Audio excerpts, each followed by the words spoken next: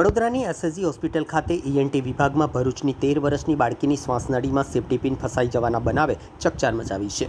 બાળકીની સ્થિતિ ગંભીર બનતા તાત્કાલિક તબીબી ટીમે ઓપરેશન કરવાની તૈયારી હાથ ધરી। વિભાગના ડોક્ટર આનંદના માર્ગદર્શન હેઠળ સફળ ઓપરેશન કરીને બાળકીની શ્વાસનળીમાંથી સેફ્ટી પિન સલામત રીતે બહાર કાઢવામાં આવી।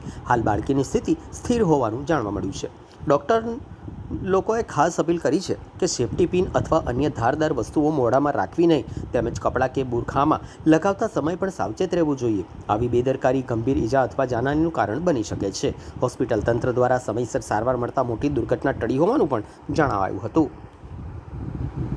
ગઈકાલે 6 વાગ્યાની આસપાસ ભરૂચથી એક 13 વર્ષની બાળકી સ્કાર્ફ પિન કે આપણે બુરખા બાંધવા માટેની જે પિન કહીએ એ શ્વાસનળીમાં રમતા એના શ્વાસનળીમાં એ જતી રહી હતી। એટલે એ લોકો ભરૂચના નજીકના દવાખાના પર લઈ ગયા હતા। ત્યાંથી એને સમજાવવામાં આવ્યું કે આ ઓપરેશન બ્રોન્કોસ્કોપી જેવું જે કહીએ આપણે શ્વાસનળીમાંથી ઓપરેશન કરવાનું હોય છે, એ નાના સેન્ટર કે નાના દવાખાના પર પોસિબલ નથી।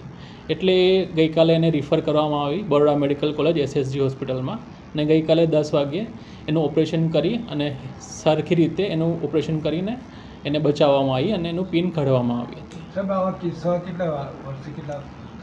છેલ્લા 1 વર્ષની અંદર આવી રીતના સ્કાર્ફ પિન કહીએ કે જે બુરખો બાંધવાની જે પિન કહીએ આપણે, એવા 3 કેસ અહીંયા આગળ ઓપરેશન આવ્યા છે। તો તમારા માધ્યમથી હું એવું કહેવા માંગીશ કે બાળકો કે બાળકીઓ જે સ્કાર્ફ કે બુરખો બાંધવા માટે પિનનો ઉપયોગ કરતા હોય છે, એ દરમિયાન મસ્તીમાં મોઢામાં રાખીને વાતો કરતા હોય છે, મસ્તી કરતા હોય છે, એ લોકોએ એ વસ્તુ અવોઇડ કરવું જોઈએ। મોટાએ લોકોને સલાહ આપવી જોઈએ કે મોઢામાં આવી ધારદાર વસ્તુઓ રાખીને, સ્કાર્ફ પિન બુરકા પિન મોઢામાં રાખીને મસ્તી કે વાતચીત ના કરવી જોઈએ। ખર્ચો કેટલો આવ્યો? જો આ ઓપરેશન કોઈ નાના સેન્ટર પર કે નાના હોસ્પિટલ પર તો પોસિબલ છે જ નહીં। બ્રોન્કોસ્કોપી એક જટિલ ઓપરેશન કહેવાય, એમાં જીવનું જોખમ પણ રહેતું હોય છે। કોઈ મોટા હોસ્પિટલમાં પ્રાઇવેટમાં કરાવે તો મિનિમમ ખર્ચો 1 લાખ રૂપિયા થાય બ્રોન્કોસ્કોપી પ્રોસિજરનો। ઇક્વિપમેન્ટ આપણી પાસે ખરા? હા, આ બ્રોન્કોસ્કોપી માટે જે જરૂરી ઇક્વિપમેન્ટ હોય એ બધા એડવાન્સ ઇક્વિપમેન્ટ હોય છે।